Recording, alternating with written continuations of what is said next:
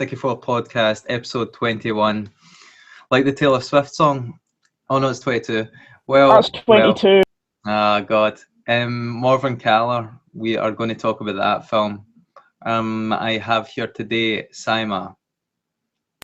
Hi. No Callum, because he's at the dog racing, but we have a special guest. What can I say about this guy? Other than that he is amazing. It's Rab, or Robbie.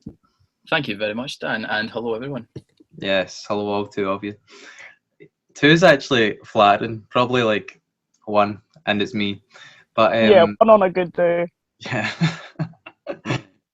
What do you guys think about the Morvern Callar film? It was released in 2002, directed by Lynne Ramsay, and it's starring Samantha Morton. Simon, we'll go to you first. Straight off the bat, I loved it. It was sort of difficult to get into initially, but once you get in the swing of things, it really immerses you. It was really interesting to me to see the kind of like not rural, but like kind of smaller town setting, because it's a town. It's a coastal town, isn't it? A port town. So It said exactly what one. yeah. Not sure which one it is, but it's like a port town. And as someone who grew up in like a small, like kind of like a smaller village-like community, that's always interesting to see, especially when it's set in Scotland, because that's so rarely kind of like represented. And also like the exploration of female grief was very refreshing, because so often when we talk about topics like this, it's very centered on a male perspective, or if it is from a woman's perspective, it's so often a mother's perspective.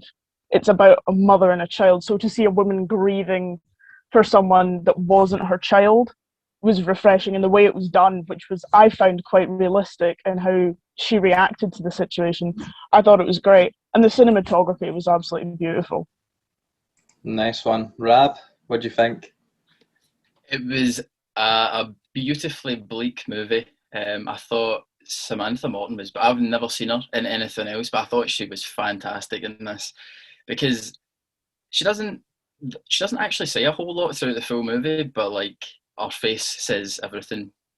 I think like, yeah, I seen it as just very, very bleak, but very weird, because the full time I was like, I thought we were going to learn more about James Gillespie and a bit more about him and their kind of relationship together, but you don't. But I like that, because it keeps the mystery just going throughout the full thing. So yeah, I thought the first half of the movie was really gripping. When they go to Spain, it kind of lost me a bit, but I was still, for the full thing, I was still like, I was pulled in by it. I'd be interested to like read the book, because it says her character's over three different books. Like her character runs continuously, and it's from her narrative. Because after I finished it, like I was like, I was reading about it, and I was like, well, it would have been interesting to hear more about just what she's actually thinking, rather than just. It works for movies though, and it might have been a bit cheesy if it was like voiced over. But I thought her character was really interesting. So, but yeah, overall, I really enjoyed it, and it's something that I probably wouldn't have went out my way to watch unless you had recommended it, Dan. So, and I'm glad you did. And also, do you like it, Dan? Because it seems like your kind of movie. It's funny you should say that, because well, I don't like to use hyperbole and say this is the best film ever or anything like that, because it kind of takes away from how good something can be. But this, in my opinion, is the greatest Scottish film ever made, and it also has one of the best performances ever, and it also has, in my opinion, one of the greatest endings to a film ever. So yeah, I really like this film. But I guess we could start then with what you said about the women was really interesting, Simon. Like, men in this film don't have anything to say, really, do they? I mean, other than the boyfriend, but he's less of a character and more of like a, just that overhanging kind of. Yeah, he's more of a plot. He's Yeah. more of a plot line than anything. He's not really. It's what he represents rather than who he is, because this isn't about him. The events in the film are triggered by what he does, but at the end of the day, this is not a memoir of his girlfriend like living through him, or something. This is about her and her kind of story and her grief. This is her reaction. It's not about her trying to like carry on his legacy. In fact, she completely erases this novel from his like kind of legacy. She makes it her own, which I thought was really interesting, because on one hand you have this kind of like, you could have a perspective that was selfish of her, but honestly, if your partner committed suicide out of nowhere and you're in your home together and you're grief stricken with no money, I think honestly it's not that far-fetched of like an idea to pursue, because what's gonna, like, what, she hands it into an agent and goes, oh yeah, this is my dead boyfriend's novel, publish it. It's I liked that she changed it and like did that for herself while she was struggling through all of this. I really, because the story of grief is one that is so like woven into how we tell stories and like how we like talk about life in general. It's so rarely done well though. It becomes an epic kind of concept and this like bigger than everything.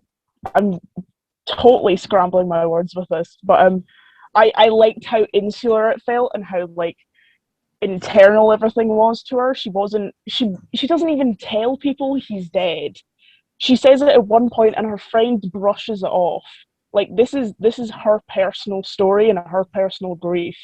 It's not it's not for like her lover's kind of like life to continue through her. She's like this is about her. I think Which the first part you touched on was interesting about how, because I didn't even think about it, but to make a good story you need to have a likable protagonist, and I didn't even question the fact that she'd done that, because she is just able to be so likable. It's probably what you were saying, Robbie, about like her face and how she was able to convey so many emotions by just looking she looked kind of innocent, like childlike most of the time with her big eyes. Yeah, I was there was, when it started, I didn't know if I was gonna like her character. I was like, we'll see how it goes. But I think as it went on, I felt, as you were saying, Simon, like it's her story, and it's like, because it made me question what was our relationship like, that she wasn't actually, she was grieving, but I suppose it's more, as you were saying, you don't want his life to carry on, it's more her life to start, essentially, because she works in a supermarket, like in a dead-end job. So this is her chance to actually do something, and she does. She makes something out of it, which is really interesting. Yeah, definitely. I mean, fucking the second point that you touched on, then I guess we should just jump right into it. I don't think we should structure this one, because I think the whole movie leads up to the ending. Because for me, the first time I watched this, it blew me away, because the entire film I was kind of like, well, she's not really grieving in a traditional sense, but then once you see her with the earphones in and at that rave, it's like, it is. I don't know, did you guys have that same impact where it was just like, oh. Was this are you talking about the first, like, right after her boyfriend has died, the party that she goes to? Or are you talking about, because at the very end it finishes where she's at a rave as well? Yeah, I'm talking about the very end rave where you see her listening to the Mamas and Papas song. Yeah. Do you think that's, what would you say? Like, how did you like, that was like, because you said that's like one of the best endings you've ever seen. Yeah, what I interpreted it as, like, throughout this entire film, we don't really see her grieving properly. And once it gets to this point, you can kind of look back. Like the second time I viewed it, I looked at it through the lenses. She's just trying to keep up this face and this kind of facade of being strong and not really telling anyone. And then once it like throws back in your face, oh, she's actually been listening to this music that he gave her, this mixtape that he gave her. It's just kind of like, it's indescribable. But yeah, I guess we should move on to Samantha Morton's performance then. What do you guys think of her? I want to check out some more of her stuff. I was looking at stuff she'd been in, and I've not seen anything that she's been. Actually, no, tell her, she was in Fantastic Beasts and Where to Find Them, I think. Yeah. But I don't know if she was in the first or second. I can't remember her being in the first. Me neither. She's quite like any film she's in, even if the film's shite, she just brings it to another level. I definitely recognise her face, but I'm not sure if I can't remember any of her other performances, but I'm the same. I really want to check out more of her work. She was absolutely she was incredible in this. It was heartbreaking, but like in a kind of, it wasn't like, like this big tragic event. Like everything is so personal to how she portrayed the character. I thought she did an amazing job. Yeah. I really like the I'm just remembering back to when they drop acid and they're baking cakes, and it's very subtle that she's like, one of her hands is shaking, and that's all that it is. There's no more than that. And that's like, you can see something's not sitting quite right with her, obviously. So yeah. just wee hints of that are brilliant, I think. Well, Because there's no big like there's no big scene where she's like crying and breaking down or anything. It's all very subtle throughout the full thing. yeah, Lynne Ramsay's really good with subtlety in film, like Ratcatcher as well. I don't know if you guys have seen that, but all the social conditions that go on, like there's a miners' strike happening in the back of this film, but you never find out about that. It's only about this wee boy. But on the acid scene, right, and just the friendship in general, it feels so personal. Like, I know this is an adapted book, but I wouldn't be surprised if this was like Lynne Ramsay's just thoughts with her best friends. Like that one scene where they're walking together and they're lifting their boots along that road. It's just so personal.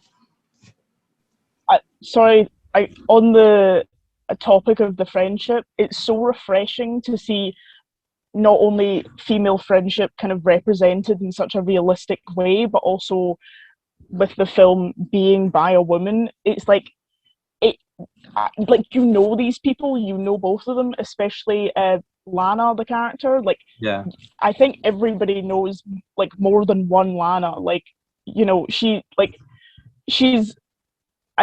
so weird. Like, I just recognized her immediately, and it's the way she's portrayed and the way she's written, but it's also that kind of like comfort in that accent as well. Like, this girl and you like her, and the friendship is just it's beautiful, and they don't fall out at any point. They have little spats, but there's no like major climactic like friendship breakup, which happens so often, especially when female relationships and female friendships are like on screen. There's always this big climactic kind of like platonic breakup, but we don't have that. We have these little moments throughout the film, which I like, because that's what it's like.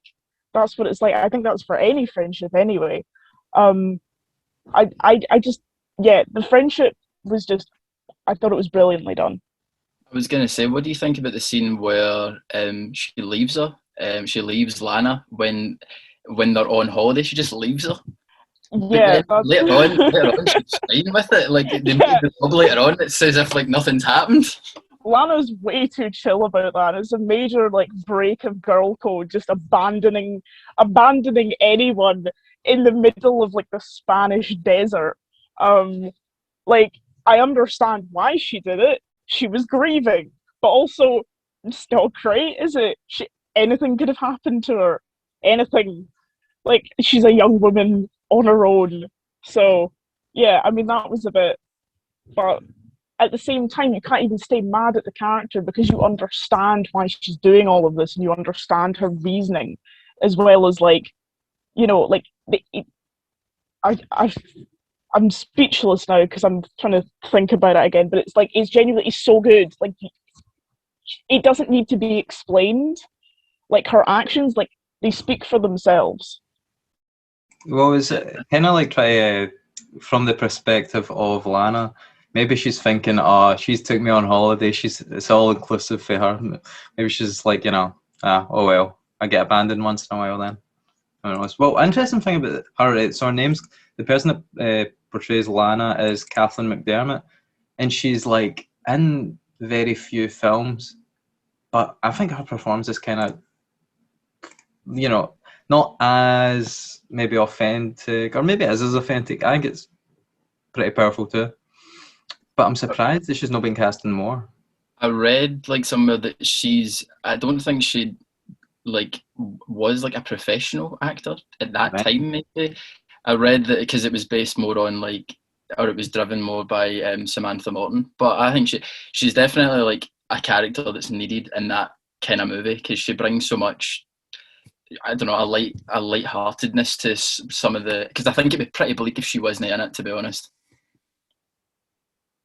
You need that sense of relief that she brings. Yeah, definitely.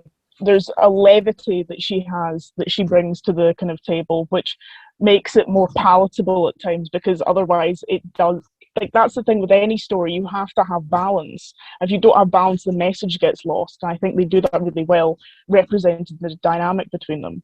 Because without her, it would be, I mean, it would be quite dour. So it's good that she's there. Yeah, there's one scene, or a couple of scenes actually, that involve her gran, Lana's gran. And one thing I've always thought is so hard to portray loneliness on screen, because, you know, it would get boring if you were trying to portray loneliness all the time. But the scene where she goes to visit Lana's gran and she just sits and stares at her while she eats soup is like the most perfect way to show how someone just wants someone to listen to her. And yeah. On that topic of loneliness, I think that works for both of those characters in that scene, because when she turns up at the door, the grandmother asks, "Oh, were you looking for Lana?" And she's like, "No, I just want to see how you are." You get this idea that both of these women are isolated, one kind of like more mentally and the other physically, from these barriers that they're going through, one with aging and the other with grieving. I think it was like the grandmother was quite harrowing almost, in a way, just because of, like, she was only in 2 scenes, but like she leaves such an impact in the first, like, kind of half of the film, I feel. Yeah, it's interesting. I mean, not to maybe speculate too much, but she, as a gran, so I assume she had a partner at some time, and she was very old, so maybe she was grieving too, and that's the reason to put a character like that in there. Yeah. And it's also, you know, again, going back to what you said about being alone, it's like she's that age and alone. We have a younger woman alone, so it's like they kind of parallel one another in another on top of that kind of physical, mental thing as well. Interesting, yeah. Let me ask you this, Robbie. Do you think this is a film about identity? I know it's a very tough question to give you. Identity, as in, do you think? Well, I suppose Morvern kind of finds herself from this, doesn't she? Because she's kind of she leads a kind of a life of just working in a supermarket. So I suppose, as I said earlier on, I think this is like her opportunity for her to make a name for herself. Mm-hmm. Which one scene that I really like in this is, but the way that when she's getting interviewed about the book and they ask her what her next book is about, and she's pure, I work in a supermarket, and they laugh because they're pure, of course. So is it about identity? I suppose elements of it are, definitely. Yeah, I was the way she obviously takes the book for her own, and the way she's treated by Lana at certain points. I mean, it did at least felt to me as if she was just searching for herself after losing someone that close to her. Because I know, like, in relationships, when you do like split apart, maybe that's sometimes what happens is you do feel like you've lost a part of yourself, and you need to kind of find who you are again. Sima, and on that. Yeah, it's interesting you bring up like how you kind of can lose a sense of self in relationships. I think that's really well represented, like that kind of loss of identity, but also a loss in who you are through grief as well. Because I feel like when I guess I'm still grieving, I guess, but like when you initially lose someone, I know it's a cliche, but you do lose a part of yourself, especially if they're very close, because so much of yourself has spent time with that individual. And it's not like you've broken up, it's like they're gone. So you have to adjust yourself to that kind of like idea of who you are and how you identify without that individual kind of influencing your life anymore. And it's like, it's mind melting to kind of like grasp a hold of, and kind of just adjusting to the new, because you do become a new person through that.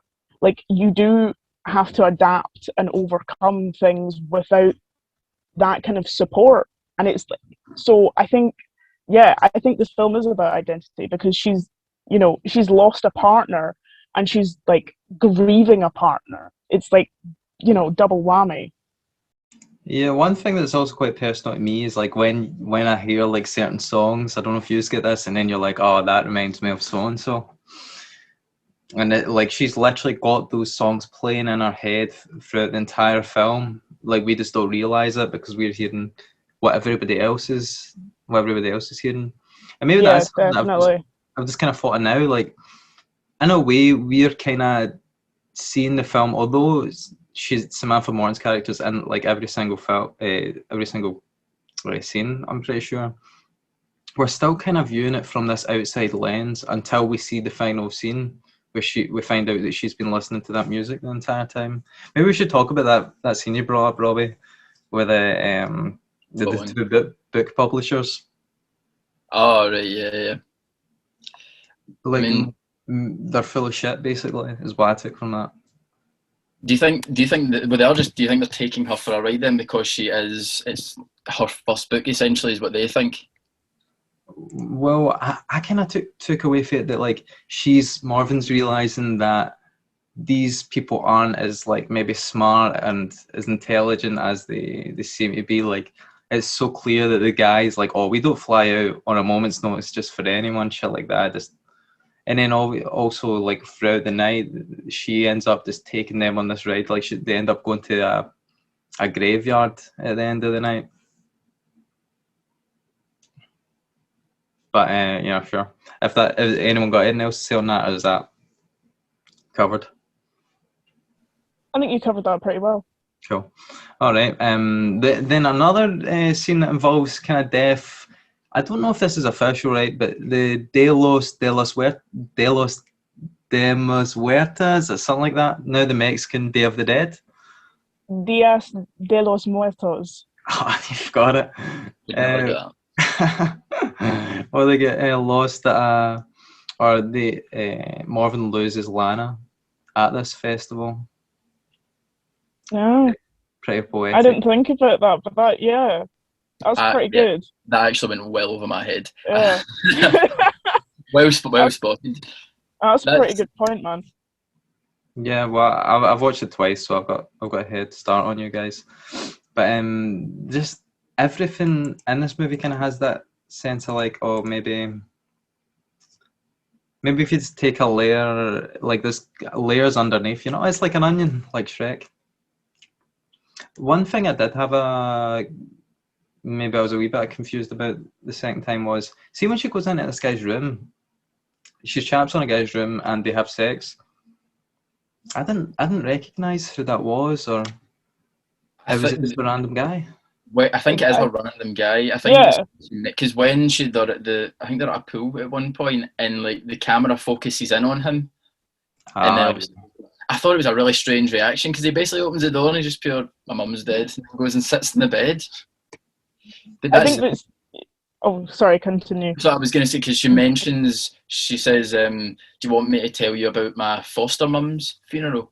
So I think like that's actually that's the first kind of thing you really hear from her about like where she's come from family wise. So she was in a foster home, I suppose. I think it's briefly mentioned before that as well, when they're on their way back from the party, but it's a very kind of like off the kind of comment about scattering her foster mum's ashes wherever they're standing or something. But it wasn't like they're talking about something else at the time, so I don't think it's like I don't think, you know what I mean. My head's minced today, but yeah, I really liked that scene between the two of them, because it was so like honest.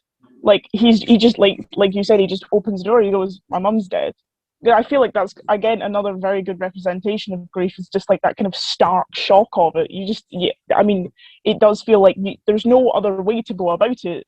Like you can't pussyfoot it. This is the fact. So his kind of shock and her willingness to like kind of be like, well, we're going through the same thing, and I've gone through a similar thing to you right now. I think that's a really beautiful moment between the two of them. And then they go on to have spend the night together. I really like that part of the film. At that point, because like after that, she basically goes back to the room and she's like, "Right, we need to get out of here." What do you like? Do you think that encounter was just too much for her character, where she's like, "Right, I've become too intimate with somebody else. I need to like boost." I do think part of it is the kind of like shock of that, and kind of like throwing yourself kind of back into the game all of a sudden, especially with another very emotionally vulnerable individual. I think it would be quite a shock to the system. And also, we see her in this kind of like on this holiday, and she enjoys spending time with Lana, but we kind of get the idea that she's not as extroverted as Lana, and she kind of likes kind of more insular, like how she handles her grief, more insular time. So I don't think she's enjoying her time in this kind of like party town as much as she thought, because we can see that she very much enjoys the kind of like nature aspect and like being in the other instead of the familiar. Yeah, it's interesting you bring up nature. Well, actually, maybe before we talk about nature, we should talk about the scene where you're talking about how she's less extroverted. The scene in the bathroom where Lana meets the guy that she ends up taking ecstasy with the next day. Well, there's a girl that's like eyes rolling to the back of their head, and I actually got like quite like traumatizing flashbacks. When you do see people like that in the toilets, and you're like, oh, that's why I help you. Yeah, I haven't seen that in a fucking while, so that was like, oh, Yeah, things will be back to like 2 years ago now. It's like, yeah, that was, and it's because it's like such a kind of like stark shock against this kind of like hubbub, kind of like messy scene. It's like it sticks with you, man. Yeah, it's also beautiful. Like there's a pink light hitting this girl while she's overdosing, or maybe not overdosing, but having a bad time with drugs. Yeah, just hitting a badge and. On the nature aspect, there's a scene where she goes and chops up her boyfriend, which the chopping up scene is. But after that, she then goes and I don't know where, just into the hills of Scotland, and she has her music on, and she ends up like becoming really enamored with the nature. So it's interesting you brought that up. Did you guys take that scene? The cutting up scene I thought was done really, really well. I like the music. I don't know I can't remember what music was playing, but it was so upbeat in the way it just sticking with you. The way it just cuts, man, and then she just carried it. I love how she brought like it was just like a teeny wee shovel. It wasn't like a big thing or anything. It was very subtle. A wee trill. The song that was playing was the Velvet Underground. I'm sticking with you. I'm sticking with you. Oh wow, what a title for a song where she's burying somebody. The music in this film is amazing. Oh yeah, it's totally heart wrenching. Every single song is like perfect for the scene, especially during that. It's just. Is there like a soundtrack like on Spotify or something? Because I'd love to just listen to it all again, because it's some of my favorite songs. Yeah, Lynne Ramsay's like so incredible when it comes to soundtracks as well. We need to talk about Kevin, another film she made, also has a banging soundtrack. Well, so at the beginning of it, when she's sitting after her boyfriend has killed himself, and the payphone rings. Who is a stranger that she's talking to, do you think? They basically just, it's as if like somebody was meant to be there, some woman, and she's like, oh no, nobody's here, it's just I'm here. I thought it was, because it never really stands on anything at all after that. I forgot about that. I think maybe, I don't know how you can call payphones, but maybe like someone had told someone they would be at where she is, and I think it's just to kind of establish like the like saying, and like hers like giving her some dialogue to like see how she reacts to situations. Something could have happened to that woman as well. It's maybe something that woman's now missing as well. Yeah, maybe that's another story. Speaking of establishing, the opening shots of this film with the flashing light from the Christmas tree is so haunting. Oh, it is so like, I don't know, I'm kind of speechless. And some of the parts of this film are so indescribable. Like there's certain movies, like I didn't want to pick this one because it is so, you kind of just want to leave it there and not dissect it because it is that special. But maybe I loved how quiet the intro was, because the realization of what's actually happened, and then you're like, oh fuck. But then it's just because there's no really a reaction from her. It's just she leaves, goes to a payphone, sits outside, goes in, takes a bath, gets ready. Even just her lying on the floor with him. Yeah. And the opening present scene as well, where she opens all the presents that he got her for. What are all the presents? There's a lighter. Yeah. Lighter jack. Yeah, the lighter she clicks throughout the film. Yeah. And the CD player or cassette player, Walkman, is that what you call them? Walkman, yeah, it's a Walkman. I kept wondering when she was like clicking the lighter and trying to like catch the flame if that was like another kind of metaphor for her trying to like hold on to life. But maybe I was just looking too into it. And it didn't even cross my mind. That's an interesting way to look at it, though. Nice. Yeah, it probably was intentional. Yeah. Okay, and with that, we will wrap it up. We'll give our final thoughts on the film. Sima, final thoughts. An absolutely brilliant piece of Scottish filmmaking and a fantastic exploration into female grief. Yeah, you should definitely watch Ratcatcher after this. It's on movie. Yeah, I want to check out more of her stuff. Yeah, Rab? Yeah, I really enjoyed it as well, man. I would like to know more about Morvern Callar. I think the character's really interesting. So, yeah, if maybe I might try and read the some of the novels, or just like have a dabble and see how they're written. But yeah, I thought it was really interesting. A very good Scottish movie as well, because the main character isn't Scottish. You'd forget for a while, but then you're reminded as Lana starts speaking, and the schemes that it's filmed in. Yeah, she is very Scottish for an English character. You think? What are you? Yeah. As in her, like the way she goes about her life is very Scottish, you know. Yeah. Scottish coded. Aye. But my final thoughts on the film. I mean, actually, Rab, when's your birthday? Because I'll buy you the book, all right? But my final thoughts. There we go.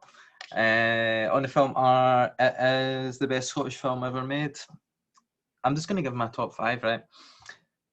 Lynne Ramsay's Morvern Callar, local hero Bill Forsyth. I'm going to say I'm going to say Gregory's Girl, and then I'm going to say Ratcatcher. Then I'm going to say, I don't know. I had a fifth one, but I forgot it. Oh well, I'll leave that till next time. Anyone got any suggestions that I've missed out there? I'll have to check, but Sunset Song was pretty good, but I'm not entirely sure if that was all Scottish. I'm biased though, my mum was in that, so I have to say it. Ah, right. Rab, any Scottish films I've missed? I don't know. Yeah. The film that I forgot was Whiskey Galore. That is one of my favourite films that's Scottish too. But yes, thanks so much for listening, Mum. Okay, bye-bye.